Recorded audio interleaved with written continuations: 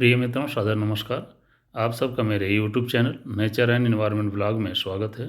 साथियों, जैसा कि आप सब जानते हैं कि मेरा चैनल प्रकृति और पर्यावरण से जुड़ा हुआ है और हम उसी से संबंधित महत्वपूर्ण जानकारियां लेकर के आप सबके सामने अपने विचारों को साझा करते हैं इस चैनल और वीडियो के माध्यम से। तो साथियों, मेरा आप सबसे विनम्र निवेदन है कि कृपया वीडियो को अंत तक देखें, लास्ट तक देखें, जिससे कि आप सबको यह महत्वपूर्ण जानकारी पूरी की पूरी मिले और छूट न जाए। तो साथियों, देर न करते हुए हम वीडियो की तरफ आगे बढ़ते हैं। तो आइए जानते हैं मेरा आज का जो महत्वपूर्ण विषय है उस पर चर्चा करते हैं।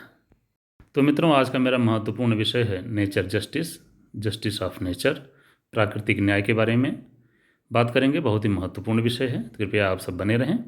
और हम इसके मुख्य सिद्धांतों के बारे में भी चर्चा करेंगे, पारिस्थितिकी संतुलन के बारे में चर्चा करेंगे, जैव विविधता संरक्षण के बारे में चर्चा करेंगे, अस्थायी विकास के बारे में, जलवायु न्याय के बारे में, पारिस्थितिकी अधिकार के बारे में और नेचर जस्टिस और आध्यात्मिकता के बारे में भी बात करेंगे।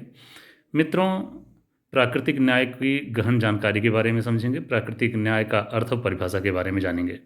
तो मित्रों, कृपया आप सब बने रहें और इसके मुख्य तत्व और घटक क्या क्या हैं इसके बारे में भी समझेंगे। तो देर न करते हुए साथियों, आइए हम वीडियो की तरफ आगे बढ़ते हैं और बात करते हैं इस पर। तो साथियों, सबसे पहले हम बात कर लेते हैं नेचर जस्टिस के बारे में, प्राकृतिक न्याय के बारे में, कि प्राकृतिक न्याय का अर्थ है प्रकृति के साथ न्याय करना, यानी पर्यावरण और जीव जंतुओं के अधिकारों की रक्षा करना।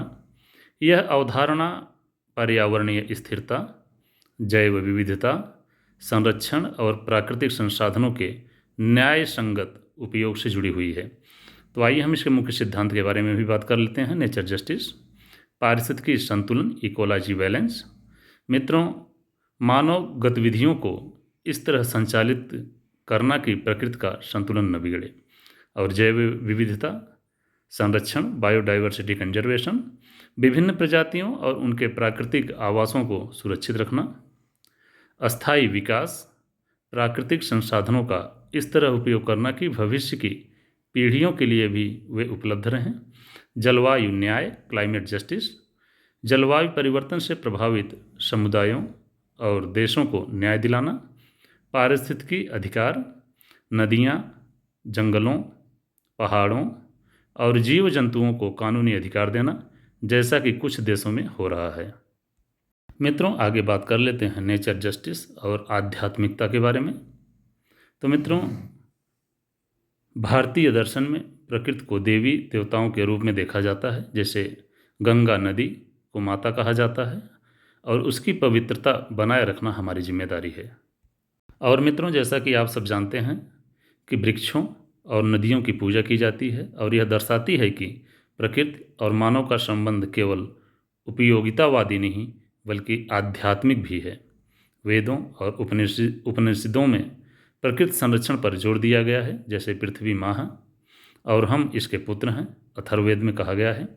साथियों, आगे हम बात कर लेते हैं नेचर जस्टिस, प्राकृतिक न्याय के बारे में, इसकी गहन जानकारी के बारे में। तो नेचर जस्टिस यानी प्राकृतिक न्याय एक ऐसा सिद्धांत है जो यह सुनिश्चित करता है कि मनुष्यों और अन्य जीवों के साथ पर्यावरण का भी न्याय हो। यह अवधारणा पारिस्थितिकी संतुलन, जलवायु न्याय, जैव विविधता संरक्षण और सतत विकास से जुड़ी हुई है।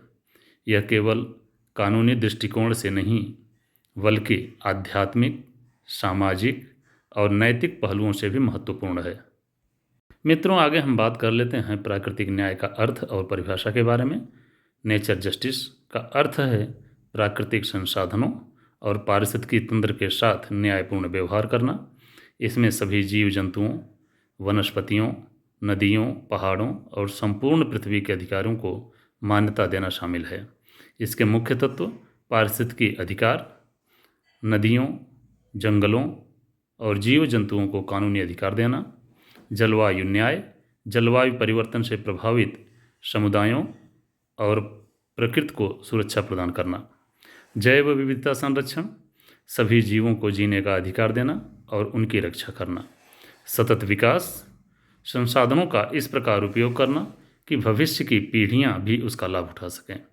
मित्रों, प्राकृतिक न्याय और भारतीय दर्शन के बारे में भी चर्चा कर लेते हैं। भारत की प्राचीन संस्कृति में प्रकृति को देवताओं के समान माना गया है। पृथ्वी को माता माना। वेदों में कहा गया है कि माता भूमि पुत्रो पृथिव्यः।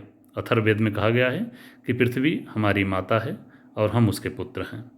पंच तत्वों का सम्मान, जल, अग्नि, वायु, आकाश और पृथ्वी, ये पंच तत्व जीवन के आधार हैं, इसलिए इनकी रक्षा आवश्यक है।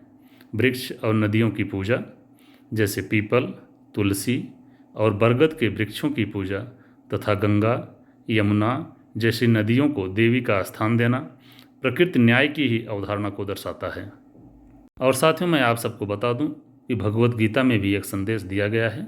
उसमें लिखा गया है कि प्रकृति के साथ सामंजस्य रखता है वही मुक्ति प्राप्त करता है। तो मित्रों, प्राकृतिक न्याय का आधुनिक परिप्रेक्ष्य क्या है?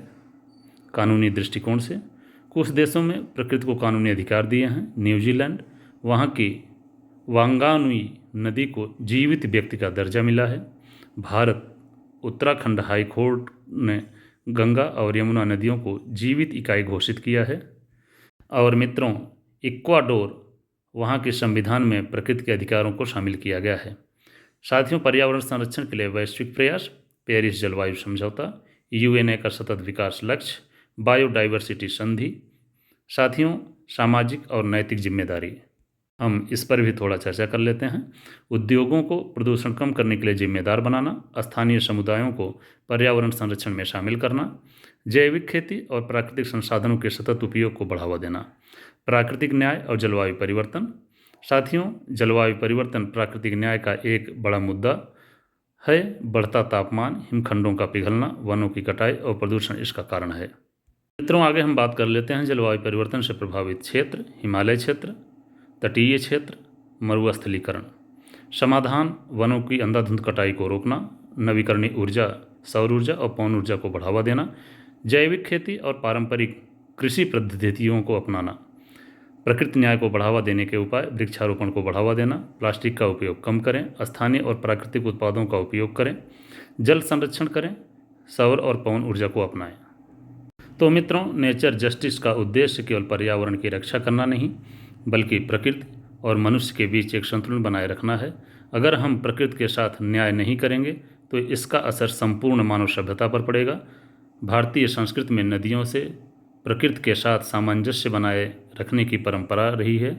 हमें आधुनिक विज्ञान और पारंपरिक ज्ञान को मिलाकर के एक ऐसा समाज बनाना होगा जो प्रकृति के साथ न्याय करे। मित्रों, यहाँ पर हम आपको ये भी बताना चाहेंगे कि प्रकृति और मानव का अटूट संबंध है। प्रकृति और मानव के बीच एक गहरा और पारस्परिक संबंध है। पृथ्वी हमें जीवन देने वाली माता के समान है, जो हमें वायु, जल, भोजन और आश्रय प्रदान करती है। लेकिन आधुनिक विकास और भौतिकता की दौर में हमने प्रकृति के प्रति अपने कर्तव्यों को नज़रअंदाज कर दिया है। इसके परिणाम स्वरूप जलवायु परिवर्तन, जैव विविधता ह्रास, ग्लेशियरों का पिघलना, वनों की कटाई और प्राकृतिक आपदाओं में वृद्धि हो रही है।